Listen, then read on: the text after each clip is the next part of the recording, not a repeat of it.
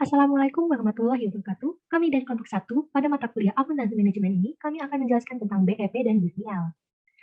Sebelumnya, izinkan kami memperkenalkan diri terlebih dahulu. Yang pertama ada saya Fatma Dewi Piranti dengan NPM ujung 032, yang kedua ada Aliza serta Wanda Algifari dengan NPM ujung 034, yang ketiga ada Anisatu Mufidah dengan NPM ujung 040, yang keempat ada Nabila Aura Syaharani dengan NPM ujung 052, dan yang kelima ada Bram Timothy Tariken dengan NPM ujung 006.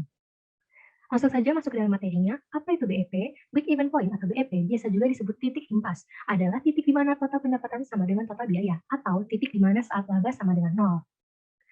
Komponen BEP terdiri dari 3. Yang pertama adalah biaya tetap. Biaya tetap adalah biaya yang konstan jika perusahaan melakukan kegiatan produksi ataupun tidak melakukan produksi. Contoh dari biaya tetap adalah gaji tenaga kerja, biaya perusahaan mesin, dan biaya peralatan.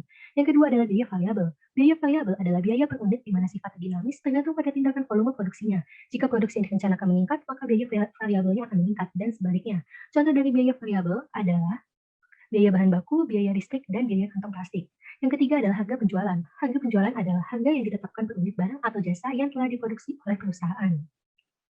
Tujuan dari BEP yang pertama adalah menekan biaya produksi dan operasional sampai serendah mungkin tanpa mengesampingkan kualitas dan kuantitas, sehingga perusahaan dapat mempertahankan tingkat harga produk. Yang kedua, Assalamualaikum warahmatullahi wabarakatuh. Nama saya Nabila Aura Syahrani dengan NPM akhir 052. Di sini saya akan menjelaskan tentang manfaat BEP itu sendiri. Yang pertama adalah perusahaan dapat mengetahui jumlah penjualan minimum yang harus dipertahankan agar tidak merugi. Berkaitan dengan nomor 1, manfaat yang kedua adalah perusahaan dapat mengetahui jumlah penjualan yang harus dicapai agar memperoleh laba. Manfaat yang ketiga adalah perusahaan dapat mengetahui seberapa besar berkurangnya penjualan agar perusahaan tidak mengalami kerugian. Lalu yang keempat, perusahaan mengetahui sejauh mana dampak perubahan harga jual, biaya, dan volume penjualan. Lalu yang selanjutnya, perusahaan dapat menentukan bauran produk yang dibutuhkan untuk mencapai tingkat keuntungan yang telah ditargetkan. Lalu selanjutnya, perusahaan dapat mendapatkan informasi maupun pedoman dalam menyelesaikan berbagai masalah yang dihadapi. Dan yang selanjutnya, perusahaan dapat mendapat informasi yang dapat membantu proses pengambilan keputusan. Jadi intinya, manfaat BEP sendiri membantu perusahaan untuk membuat strategi dan mengambil keputusan agar perusahaan tersebut dapat menghasilkan laba semaksimal mungkin dan tidak mengalami kerugian. Lalu selanjutnya, saya akan membahas tentang rumus BEP itu sendiri. Rumus yang pertama adalah BEP dalam unit. Rumusnya adalah BEP sama dengan FC per P min VC. Dengan keterangan, FC adalah fixed cost, P adalah price per unit, and VC adalah variable cost. Dalam rumus ini, kita dapat mengetahui beberapa unit jumlah barang atau jasa yang harus diproduksi untuk mendapatkan titik impas. Lalu yang kedua adalah rumus BEP dalam rupiah. Dengan rumus BEP sama dengan FC per 1 min FC per S. Dengan keterangan, FC adalah fixed cost, VC adalah variable cost, P adalah price per unit, and S adalah sales volume. Dalam rumus ini, kita dapat mengetahui berapa rupiah yang harus diterima untuk mendapatkan titik impas. Apa itu BPL? BPL adalah salah satu alat yang paling adaptif dan paling luas penerapannya yang digunakan untuk mengambil keputusan. Analisis biaya volume laba ini memperkirakan bagaimana perubahan biaya, volume penjualan, dan harga mempengaruhi harga perusahaan. Komponen BPL adalah ada beberapa komponen berbeda yang bersama-sama membentuk analisis CPP. Komponen-komponen ini melibatkan berbagai perhitungan dan rasio. Komponen utama analisis CPP adalah rasio CM dan rasio biaya variabel, break even point dalam satuan atau dolar, margin keamanan, perubahan laba bersih, dan tingkat leverage operasi. Di sini saya akan menjelaskan tujuan dan manfaat BPL. Yang pertama, menentukan volume penjualan atau pendapatan yang diperlukan supaya impas atau mencapai target laba. Yang kedua, melihat bagaimana perubahan pada pola biaya tetap dan variabel mempengaruhi tingkat laba perusahaan. Yang ketiga, melihat bagaimana perubahan tertentu pada harga atau biaya akan mempengaruhi titik impas. Yang keempat, analisis CPP dapat menjadi alat yang berharga untuk mengidentifikasi luas dan besarnya masalah ekonomi yang dihadapi perusahaan. Jadi, analisis CPP ini sangat berguna untuk menganalisis ekonomi yang ada dalam perusahaan. Yang kelima, analisis CPP sebagai alat perencanaan jangka pendek yang berguna secara efektif menggunakan data perhitungan biaya langsung untuk menganalisis hubungan antara biaya laba, bauran produk, dan volume penjualan. Analisis CPP dapat mengevaluasi dampak dari perubahan dalam biaya tetap maupun variabel atas profitabilitas. Dan yang terakhir adalah perusahaan mendapat informasi yang dapat membantu proses pengambilan keputusan. Selanjutnya cara perhitungan dari BPL. Nah, perhitungan BPL ini sendiri menggunakan analisis cost volume profit atau biasa disebut juga dengan analisis break even, di mana melibatkan beberapa komponen. Yang pertama ada rasio kontribusi margin dan rasio beban variabel. Rasio kontribusi margin didapatkan dari margin kontribusi dibagi penjualan, dan rasio biaya variabel yaitu total biaya variabel dibagi dengan penjualan. Rasio kontribusi margin dan rasio biaya variabel adalah angka yang umumnya ingin dilihat perusahaan untuk mendapatkan gambaran tentang seberapa signifikan biaya variabel. Rasio kontribusi margin yang tinggi dan rasio biaya variabel yang rendah menunjukkan rendahnya tingkat biaya variabel yang dikeluarkan. Yang kedua ada titik impas, di mana rumusnya total biaya tetap dibagi dengan kontribusi margin per unit. Titik impas atau BEP dalam satuan adalah jumlah produk yang harus dijual perusahaan untuk menutupi semua biaya produksi. Demikian pula titik impas dalam dolar adalah jumlah penjualan yang harus dihasilkan perusahaan untuk menutupi semua biaya produksi atau biaya variabel dan tetap. Yang ketiga, perubahan laba bersih, di mana rumusnya jumlah unit sama dengan biaya tetap ditambah target laba dibagi dengan rasio kontribusi margin. Sangat umum bagi perusahaan untuk memperkirakan bagaimana pendapatan bersih mereka akan berubah dengan perubahan perilaku penjualan. Misalnya, perusahaan dapat menggunakan target kinerja penjualan atau target laba bersih untuk menentukan pengaruhnya terhadap satu sama lain. Yang keempat, margin keamanan, di mana rumusnya penjualan aktual dikurang dengan break-even sales. Perusahaan mungkin juga ingin menghitung margin keamanan atau margin of safety ini, biasanya disebut sebagai ruang gerak perusahaan dan ditunjukkan oleh seberapa banyak penjualan dapat turun namun masih mencapai titik impas. Yang kelima, ada degree of operating leverage atau DOL. DOL ini sendiri didapatkan dari kontribusi margin dibagi dengan penghasilan bersih.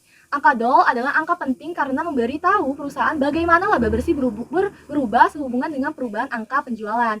Banyak yang mungkin berpikir bahwa semakin tinggi DOL semakin baik bagi perusahaan. Namun, semakin tingginya angkanya, semakin tinggi resikonya. Karena semakin tinggi DOL juga berarti penurunan penjualan sebesar 1% akan menyebabkan penurunan laba bersih yang semakin besar, yang pada akhirnya menurunkan profitabilitasnya. Sekian dari saya, akan dilanjutkan oleh rekan saya. Selanjutnya ialah contoh soal terkait break-even point dan juga biaya volume laba. Berikut ini adalah data penjualan dari sebuah perusahaan susu pada tahun 2020 dan juga 2019. Berdasarkan data tersebut, hitunglah contribution margin ratio dan juga break-even point dari penjualan tersebut, serta gambarkan grafik di mana perusahaan mengalami titik pulang pokoknya. Di atas ini merupakan data penjualan pada perusahaan susu pada tahun 2020 dan 2019, di mana terdapat penjualan pada tahun 2020 dan juga 2019, variable cost, fixed cost, kuantitas yang terjual, serta harga jual pada tahun 2020 dan juga 2019. Berdasarkan tabel data ini, bisa kita dapatkan hasil contribution margin ratio pada tahun 2020 sebesar 45%, adapun pada tahun 2019 sebesar 44%. Untuk BEP penjualan akan tercapai saat penjualan mencapai nilai Rp2.372.117.270, serta pada tahun 2019 sebesar Rp2.552.090.967. Untuk BEP unitnya sendiri, perusahaan akan mencapai titik pulang pokok ketika penjualan pada tahun 2020 mencapai 158.141 liter susu, serta pada tahun 2019 sebesar 189.044 liter susu. Berikutnya ialah grafik terkait BEP pada tahun 2019, di mana garis datar putih ini merupakan biaya tetap, untuk diagonal yang berwarna biru merupakan biaya variabel, dan juga garis diagonal berwarna merah merupakan revenue penjualan. Untuk sumbu X sendiri merupakan kuantitas penjualan, serta sumbu Y merupakan nilai atau jumlah penjualan. Berikut ialah pada tahun 2020, didapatkan bentuk grafik yang sama seperti pada tahun 2019, hanya berbeda pada nilai penjualan serta kuantitas penjualan.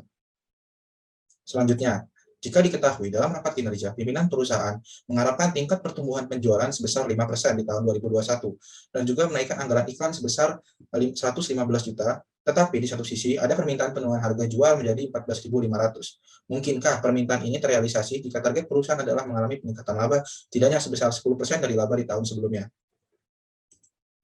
Berikut ialah tabel penghitungan terkait realisasi pada tahun 2021. Untuk target peningkatan laba, jika kita mengacu pada 10% harapan pimpinan didapatkan sebesar Rp195.296.700. Ini merupakan nilai harapan peningkatan penjualan pada tahun 2021, ataupun ini merupakan tingkat laba yang diharapkan oleh pimpinan. Adapun nyatanya dalam penghitungan yang kami lakukan, pada tahun 2021, penjualan yang tercatat jika mengalami kenaikan 5% ialah sebesar Rp7.087.500.000.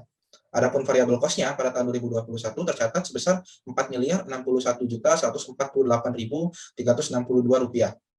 Berdasarkan hal ini, kontribusi margin rasionya ataupun kontribusi margin terkait penjualan dan juga variable cost didapatkan pada tahun 2021 sebesar Rp3.026.351.638, atau bisa kita hitung menjadi mengalami perubahan atau kenaikan dari tahun 2020 sebesar Rp15.186.638. Adapun fixed cost yang tercatat pada tahun 2020 sebesar Rp1.058.198.000 mengalami peningkatan sebesar Rp115 juta pada tahun 2021 akibat naiknya anggaran iklan pada tahun itu sesuai harapan dari pimpinan, yang mengakibatkan laba usaha pada tahun 2021 sebesar Rp1.453.638 yang justru mengalami penurunan di tahun 2000 daripada tahun 2020 sebesar Rp99.813.362.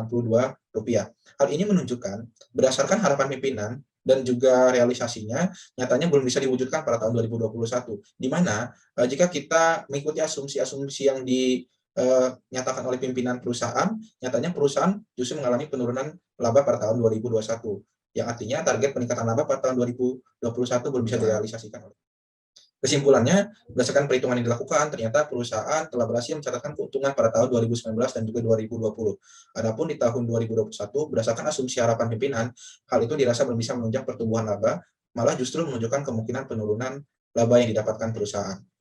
Demikian yang dapat kami sampaikan, kurang lebihnya kami mohon maaf. Pada Allah kami mohon ampun. Wassalamualaikum warahmatullahi wabarakatuh.